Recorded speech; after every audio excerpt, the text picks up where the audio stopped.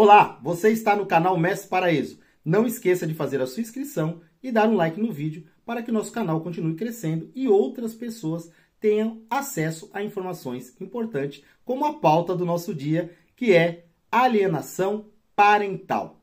A alienação parental, ela foi criada para que a sociedade consiga viver melhor como família. A alienação parental, ela foi criada pela Lei 12.318, no dia 26 de agosto de 2010. Como sabemos, somente o Poder Legislativo pode criar leis.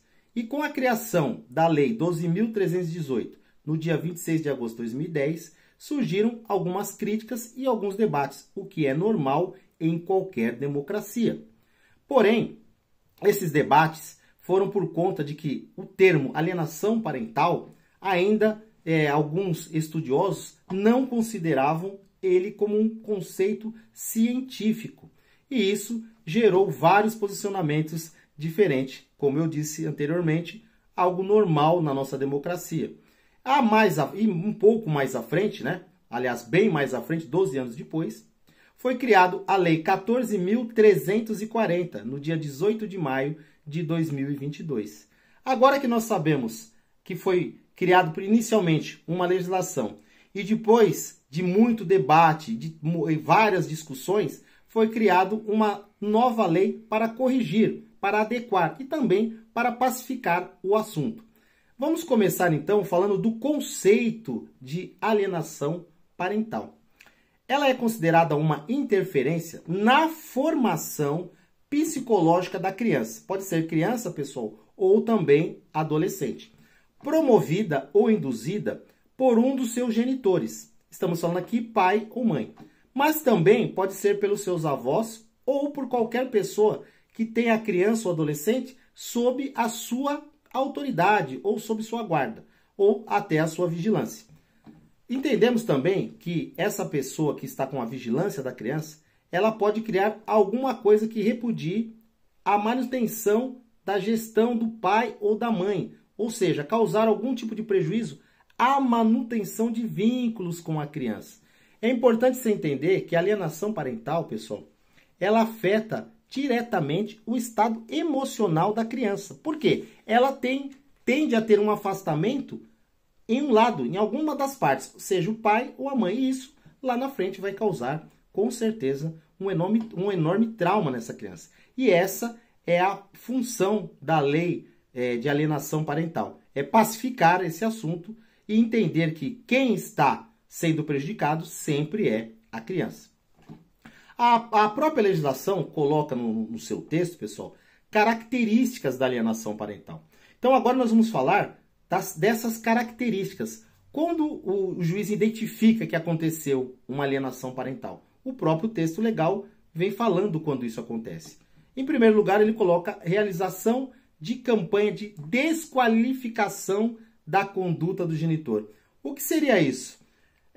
Aqui nesse caso, o pai vai ficar sempre falando assim: olha, a mamãe não gosta de você. Se for o alienador, for a mãe, ela vai falar: olha, o papai não gosta de você. Imagina a criança receber essa informação constantemente. Isso vai atrapalhar o desenvolvimento dessa criança. E também vai fazer essa criança achar que o pai ou a mãe não gosta dela, porque ela vai estar repetidamente ouvindo alguém falar: olha, o seu pai não gosta de você. Olha, a sua mãe não gosta de você. Então a justiça coloca, a nossa legislação coloca como realizar campanha de desqualificação. Essa é a primeira característica. A segunda característica é dificultar o exercício da autoridade parental. O que seria dificultar esse exercício? Seria você impedir a mãe, por exemplo, de ter acesso ao boletim escolar. Você impedir o pai de falar: olha, eu quero saber como que o meu filho está indo na escola. Ele está indo bem? Não vou conceder que você veja os boletins escolares do seu filho. Essa é uma forma de você dificultar o exercício da autoridade parental. A terceira forma seria dificultar o contato da criança ou do adolescente com o seu genitor. E como que o alienador consegue fazer isso? O pai chega e fala: mãe, eu gostaria de fazer uma videochamada com o meu filho. Ela fala: não vai fazer uma videochamada. A mãe fala, pai, eu gostaria de ligar para o meu filho. E o pai fala, não, não vai dar para você ligar para ele hoje. Ou seja, está criando dificuldades para o pai ou a mãe ter acesso à criança. Lembrando que sempre a lei ela visa proteger a criança. Porque o adulto ele tem condições de sentar, de conversar, de negociar. Uma criança não, ela acaba sendo a maior vítima da alienação parental, acaba sendo as nossas crianças. E a quarta forma seria dificultar o convívio regulamentado judicialmente. O que seria isso? Já existe uma ordem judicial para que o pai ou a mãe visite a criança. Então, agora o alienador vai começar a causar dificuldades nessa visita. Então, seja, a mãe ou o pai nunca consegue pegar a criança no dia ou no horário combinado. Então, seria mais ou menos assim. O pai fala, mãe, eu vou pegar a criança sábado, meio-dia. E a mãe fala, hoje só vai dar às 14 horas. O pai fala, mãe, eu vou pegar a criança domingo, ao meio-dia. E a mãe fala, não, hoje só vai dar por volta das 15 horas. Ou seja, eles vão estar sempre criando dificuldade, sempre atrasando no horário, ou até causando uma mudança no dia. Né? A mãe fala, eu vou pegar o meu filho no sábado. O pai fala, não, você só pode vir pegar domingo. Sendo que isso já foi acertado nos bancos, né? Nos bancos judiciais. E aí, uma das partes, para garantir que ela não esteja obedecendo essa norma judicial, ela começa a criar mudanças na rotina da criança. E isso, como eu já falei, é prejudicial a quem? A criança. E a quinta forma seria omitir informações importantes sobre a criança. Ou seja, um desenvolvimento escolar, falar, olha, o seu filho está indo muito bem na escola, ele é elogiado pelos diretores, elogiado pelos professores, mas o pai ou a mãe não tem esse acesso. Lembrando que na alienação parental pode ser pai ou mãe sempre, pessoal. Então, as pessoas acabam sendo vítimas dessas estratégias. O seu filho está passando por alguma questão médica e a mãe ou o pai não avisa a outra parte, não avisa o outro genitor. Então, tá aí uma forma também de dificultar informações importantes. Agora, uma das que entendemos ser uma das mais graves e uma que afeta hoje o mundo inteiro, isso não é só no Brasil, é apresentar falsa denúncia contra genitor ou até contra os avós da criança. Isso acontece muito no mundo inteiro, tá, pessoal? Então, quando nós falamos de alienação parental, nós temos que ter muito cuidado. Por quê? Existe sempre também centenas de casos já foram comprovados de falsa denúncia, tanto por parte do pai como por parte da mãe. Então, esse é um dos motivos da criação da Lei 12.318, no dia 26 de agosto de 2010. Porque houve muitas denúncias falsas que foram, diante provas de testemunhas, vídeos, provado que a denúncia era falsa. Então, tendo em vista essa grande quantidade de falsas denúncias por parte do pai ou da mãe, foi criada a lei. Agora, um outro ponto importante também que nós temos que colocar aqui é a mudança de endereço. A mudança de endereço é uma tragédia na vida da criança. Por quê? A pessoa muda o endereço com a intenção de prejudicar o convívio com a criança. Aqui, o pai ou a mãe muda para um endereço distante, somente para dificultar a relação parental. Muitas vezes, pessoal, o pai ou a mãe mudam até de município. A pessoa mora na capital e vai morar no interior somente por quê? Para ter aquela ideia, ele tem uma ideia na cabeça dele de se vingar do genitor. Então ele muda de endereço. Porém aqui trata-se de uma conduta cruel com a criança, pois ela perde o direito fundamental da convivência familiar saudável. Olha que nós estamos tratando aqui um tema muito difícil. Todo tema que envolve família é difícil. Todos que estão assistindo esse vídeo têm um familiar que ele ama, tem um familiar que ele gosta muito, entende, ou às vezes conforme nós vamos aqui avançando na aula e nós vamos falando dessas características, você até lembra de um amigo, de uma amiga, de um pai, de uma mãe que está nesse momento passando por isso. E qual que é a forma de combater a alienação parental? Sempre eu falo, é a consciência, o carinho, a amizade e muita conversa. Agora vamos falar aqui quais são as consequências jurídicas da alienação parental. Porque quando tudo isso que nós estudamos até agora, quando qualquer uma das partes tem esse tipo de conduta, haverá consequências no Poder Judiciário. E quais são elas? A primeira, o juiz ele começa com uma advertência ao alienador. Ele começa falando, olha, essas condutas que você está tomando pode ser prejudicial para o seu filho e para você também. Então eu vou te advertir. Inicialmente vai ser só uma advertência. Não funcionando, ele começa a colocar outras regras, como por exemplo, aumentar o regime de convivência. Ele vai pegar a parte que está sendo prejudicada e ele vai aumentar. Pode ser assim, um exemplo seria, o pai está acostumado a pegar o filho somente aos domingos. Todo domingo às 7 horas da manhã ele pega a criança. Aí o juiz vai mudar para ele começar a pegar às sexta-feiras às 18 horas.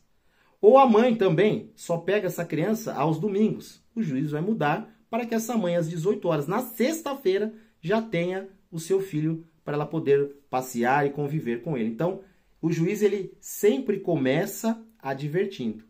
Essa advertência não funcionando, ele vai passar para tentar aumentar a convivência dessa criança com aquele familiar. E também ele pode estipular multa. Entendemos, né, pessoal, que o bolso acaba sendo uma excelente forma de correção.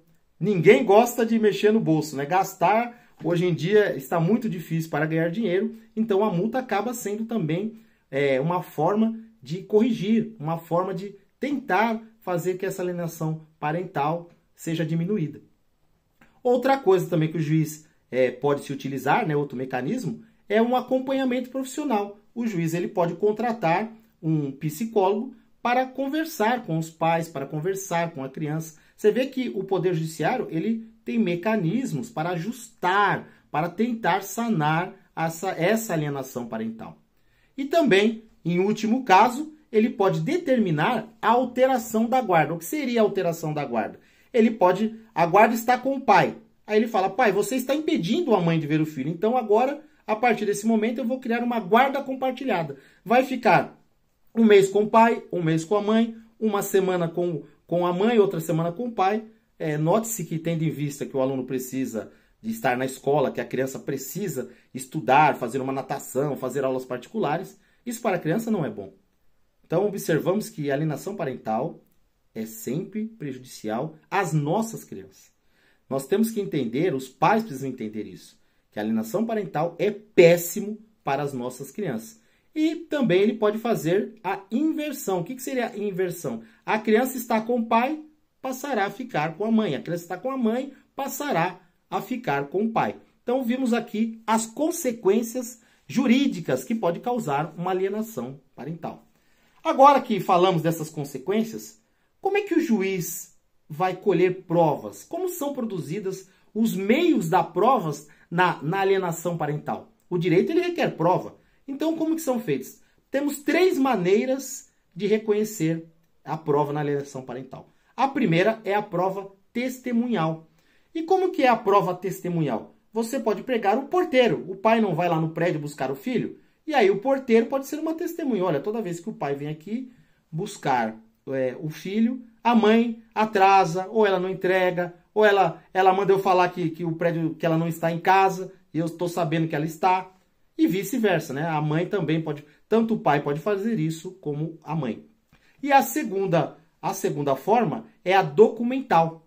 Hoje nós estamos na era da tecnologia. Antigamente você falava, pode ser uma carta que a mãe mandou para o pai. Hoje não. Hoje nós já falamos do quê? Das conversas de WhatsApp. Né? A mãe pode pegar ali conversas de WhatsApp e falar, excelência, o pai, eu tenho aqui provado por conversa de WhatsApp que o pai não deixa eu ver o filho. O pai pode falar, excelência, a mãe, eu tenho aqui no meu WhatsApp várias conversas pedindo para ver o filho e a mãe não deixa. É a tecnologia sendo utilizada também à disposição da justiça. E o último é a prova pericial. A prova pericial, ela exige a participação de profissionais. Esses profissionais, obviamente, são do ramo da psicologia, né? Profissionais que tenham cuidados ali, que tenham estudar a vida inteira para cuidar de crianças, dessa relação entre pai, mãe e criança. E também o juiz pode exigir a presença de um laudo pericial, para que ele coloque, para que ele suba aos autos um laudo pericial para que seja usado como meio de prova no processo. Então, estão aqui as 3 formas que pode ser usada: a testemunhal, a documental e a pericial. Agora vamos entrar num ponto muito interessante, até para vocês entenderem por que no início da primeira lei de alienação parental, por que houve tanta discussão, por que houve tanta briga, porque muitas pessoas achavam que essa lei ia proteger a pessoa, um agressor sexual. Da onde surgiu isso? Para entender essas questões, vamos voltar no tempo de como surgiu o conceito de alienação parental. O conceito de alienação parental ganhou destaque na década dos anos 80. Começou ali em 1980, quando o psiquiatra Richard Gardner propôs que alienação parental era um transtorno psicológico vivido pela criança por conta da manipulação psicológica de um dos genitores. Gardner era um grande estudioso. Ele tinha formação médica e se especializou em psiquiatria. E ele começou a observar esse comportamento na sociedade onde ele vivia. Gardner, em seus estudos, observou que em certos casos extremos de separação, né, a separação é sempre difícil, né? Tudo começa com um bombom em cima da mesa, um carinho, uma mensagem, vira um namoro, vira um noivado e vira um casamento. Mas, infelizmente, às vezes a separação chega ao extremo. E nessa separação extrema, a criança se aliava a um dos pais e desenvolvia uma grande aversão em relação ao outro genitor. O que Gardner entendia como uma justificativa totalmente irracional. Este foi o conceito criado por ele e o conceito que ele chamou no início de síndrome da alienação parental. Com o tempo, foi retirada a palavra síndrome e só ficou alienação parental. Mas, inicialmente, ele chamava de síndrome da alienação parental. Note-se, você vê que a alienação parental é um tema assim que está presente muito na sociedade. Gardner morava nos Estados Unidos, então está presente nos Estados Unidos e também está presente aqui no Brasil, ou seja, acontece no mundo inteiro. Mas para a gente entender um pouco mais, né, sobre o pai da alienação parental, que era Richard Alan Gardner, vamos entender como começou esse estudo, né? Richard Alan Gardner nasceu no Bronx, Nova York, no dia 28 de abril de 1931. Ele se formou em medicina na Universidade de Colômbia em 1956. Gardner era especialista em psiquiatria infantil. Ele também foi professor de psiquiatria infantil, de médicos e cirurgiões, na mesma universidade onde ele se formou, na Universidade de Colômbia. E ele também trabalhou e serviu um corpo médico do Exército, como diretor psiquiátrica infantil. Ali ele já estava numa jornada profissional avançada, né? E detalhe que esse hospital do Exército que ele trabalhou foi na Alemanha. Então, ou seja, ele tinha uma experiência assim a nível mundial de psiquiatria infantil. Obviamente, né, uma pessoa tão estudada escreveu vários artigos sobre divórcio. Ele começou a se especializar não só no divórcio, como também na saúde mental da criança e também observando o comportamento dos pais. Acontece que depois que ele criou essas análises, né, que ele era muito especializado em casos de falsas acusações, de abuso sexual, né, o qual que ele considerava uma histeria nacional. Ele começou a observar que muitas pessoas estavam passando por esse processo, né? Foi daí que ele criou, falou, pô, isso aí que está acontecendo é uma síndrome de alienação parental. Foi daí que surgiu esse termo, né? Então ele começou a ser observado por outros estudiosos, por outros políticos. Toda vez que uma pessoa faz muito sucesso, obviamente, em um tema tão delicado como esse, ele passa a ser observado de uma forma mais de perto. As pessoas começam a observar, e algumas para elogiar e outras para criticar. Isso é do ser humano. Então, ele usou esse termo, né, síndrome de alienação parental, para descrever essa suposta dinâmica dos casos de casais sempre no divórcio litigioso que ele estava observando, em que uma criança era sempre manipulada para ser tendenciosamente gostar de uma das partes e rejeitar a outra parte. Então, o Gardner ele foi realmente o precursor da alienação parental. Lembrando que esse termo síndrome de alienação parental não é mais utilizado. Hoje só utilizamos alienação parental. Com tudo isso que nós contamos dessa história dele, Gardner recebeu várias críticas por seu trabalho. Óbvio, como eu já falei, uma pessoa, quando ela começa todo mundo falar do trabalho dela, vai ter as pessoas que também naturalmente vão criticar. Onde muitos profissionais daquela época, especialmente da área jurídica e da área médica, questionavam a base científica do termo síndrome de alienação parental. A argumentação era que a teoria poderia ser usada como uma forma inadequada e até prejudicial em disputa de custódia. O pessoal tinha medo que um agressor sexual de uma criança pudesse ser favorecido com essa lei. Na verdade, a ideia do Gardner não era essa. A ideia dele era corrigir algo que ele estava vendo que não estava funcionando na sociedade. Então, ele criou esse estudo para corrigir, para melhorar. Mas algumas pessoas começaram a entender de outra forma. Porém, antes do seu falecimento, inteligentemente, Gardner comentou sobre essas críticas. Porque em um determinado momento, ele ficou ali na dele, não queria comentar, ele não queria dar mais munição para o pessoal atirar nele. Ele falou, continuou o seu trabalho, continuou cada dia mais famoso, mas as pessoas continuavam a criticá-lo. Então, ele decidiu, obviamente, orientado por familiar, orientado até por as pessoas próximas, filho e tal, que ele deveria, sim, dar uma resposta para essas pessoas.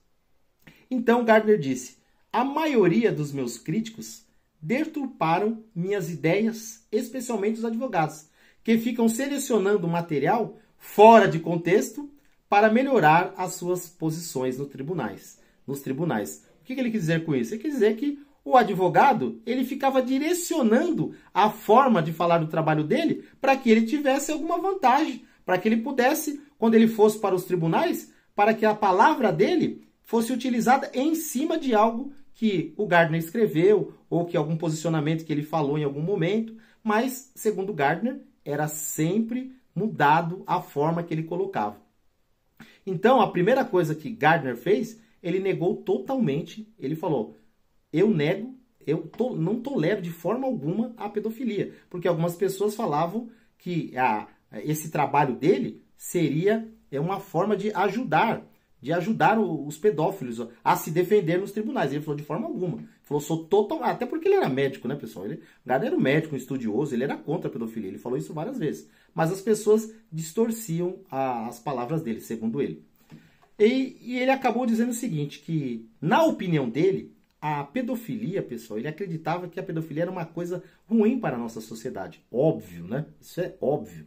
Então, mas ele teve que vir ao público falar isso para as pessoas entenderem o seu posicionamento. Ou seja, eu acredito, né, que aconteceu mais ou menos assim. A comunidade da época cobrou dele e falou, mas deixa o seu posicionamento para a gente saber o que você pensa. Então, a primeira coisa que ele falou, eu acredito que a pedofilia é uma coisa ruim para a nossa sociedade. Só que ele também, como médico, ele não deixava de colocar as suas posições. Ele falou, olha, a pedofilia é péssima. No entanto, como médico, sei que a pedofilia, como todas as outras formas de sexualidade atípica, fazem parte do repertório humano. Você vê que ele era uma pessoa assim, muito inteligente e estudada. E ele falava que todos os seres humanos nascem com potencial para desenvolver qualquer uma das formas de sexualidade atípica. Então aqui ele não falou nenhuma mentira, né? Ele pegou e só apenas colocou o posicionamento dele. O interessante é como Richard Alan Gardner finalizou o seu direito de resposta aos seus críticos. A forma que ele finalizou eu achei muito interessante. Ele disse, o meu reconhecimento como médico e estudioso de que uma forma de comportamento faz parte do potencial humano não significa que é um endosso a esse comportamento. Ou seja, ele quis dizer assim, existe isso no meio da nossa sociedade. O fato de eu estudar e escrever sobre esse assunto e atender várias pessoas e defender até pais nessas questões, não significa que eu concordo com esse tipo de comportamento. Então ele foi muito inteligente. E Gardner, né, infelizmente, ele foi uma pessoa que sempre estudou as síndromes, mas também foi afetado por uma síndrome. E ele acabou cometendo suicídio aos 72 anos, né?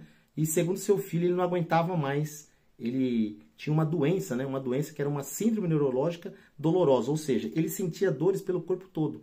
E com o avanço dessa doença, ele passou a sentir dores praticamente o dia inteiro.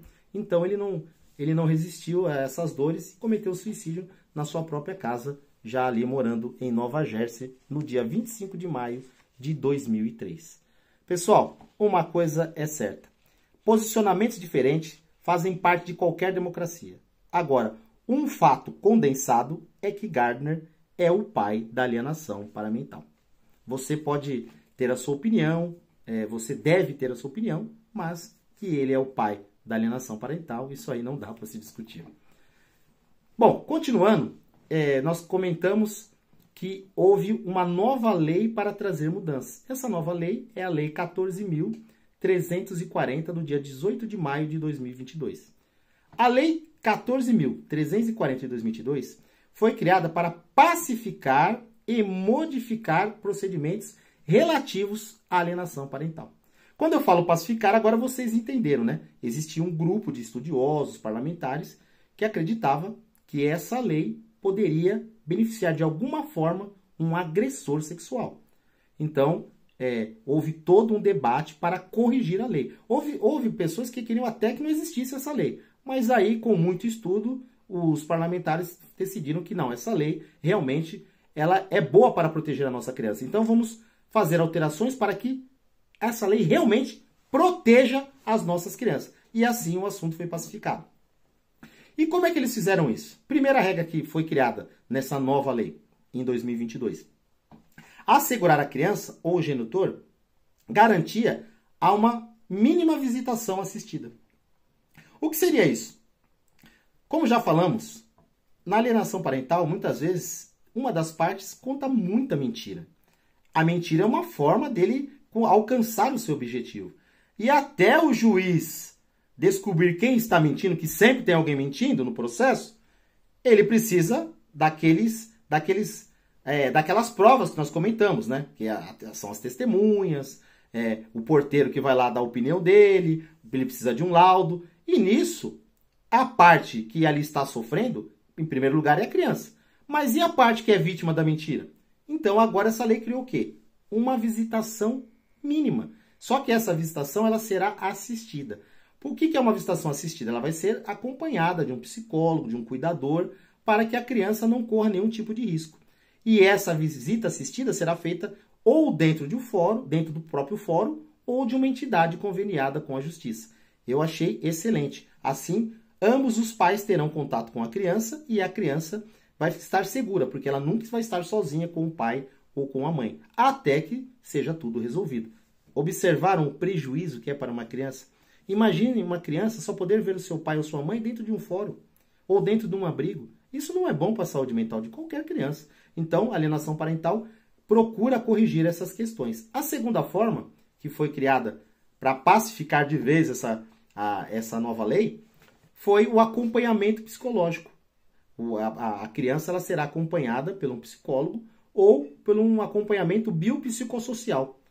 O acompanhamento biopsicossocial, que é aquele modelo, né, pessoal, da medicina, que estuda a causa e a evolução das doenças, considerando os aspectos biológicos, psicológicos e sociais. Ou seja, né, o seu conteúdo é muito maior de estudo. E essa nova lei também prevê o quê? Avaliações periódicas, coisa que nós não tínhamos na lei antiga. Essa avaliação periódica, ela tem, lógico, por uma necessidade de ser acompanhada por profissionais, e ela tem uma característica interessante.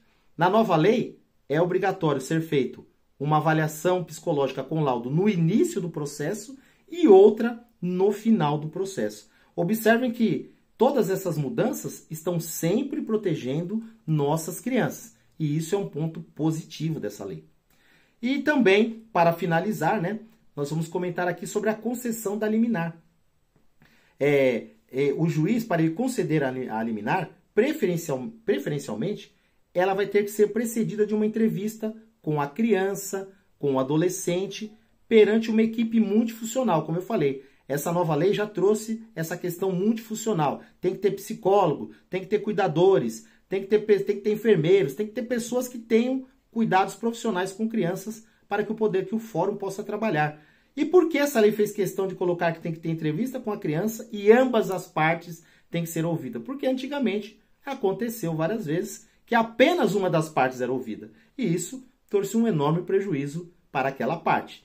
Então, ou seja, antes, muitas vezes, uma das partes genitora ou a própria criança não era ouvida no fórum. E aí, sem ouvir uma das partes, o juiz concedia uma liminar. Então, a Lei 14.340 de 2022 resolveu essa questão que, no passado, trouxe vários prejuízos para o pai ou para a mãe nesse processo de alienação parental. E como eu já falei, né, um dos outros pontos fortes da alienação parental, pessoal, é a criação de mecanismos que vão ajudar os pais a ser mais felizes com essas crianças. E no Tribunal de Justiça do Paraná, que está de parabéns, que teve a iniciativa de criar um projeto chamado Laços e Afetos. Laços e Afetos. O que é esse projeto Laços e Afetos?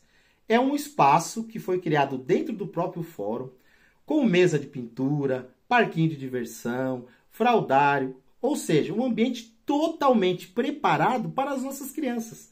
Tudo acompanhado por uma equipe multifuncional, cuidadores, psicólogos. As crianças, a todo tempo, você vai ouvir essa palavra, que tem uma equipe de várias pessoas sempre presente nas visitações, nesse momento de oitivas. Então, essa lei, ela veio realmente para pacificar essa questão. Hoje todos nós entendemos que a lei ela foi criada para proteger nossas crianças. É importante que a sociedade tenha conhecimento da alienação parental. Eu espero aqui nessa breve conversa ter passado bastante informações para vocês sobre alienação parental.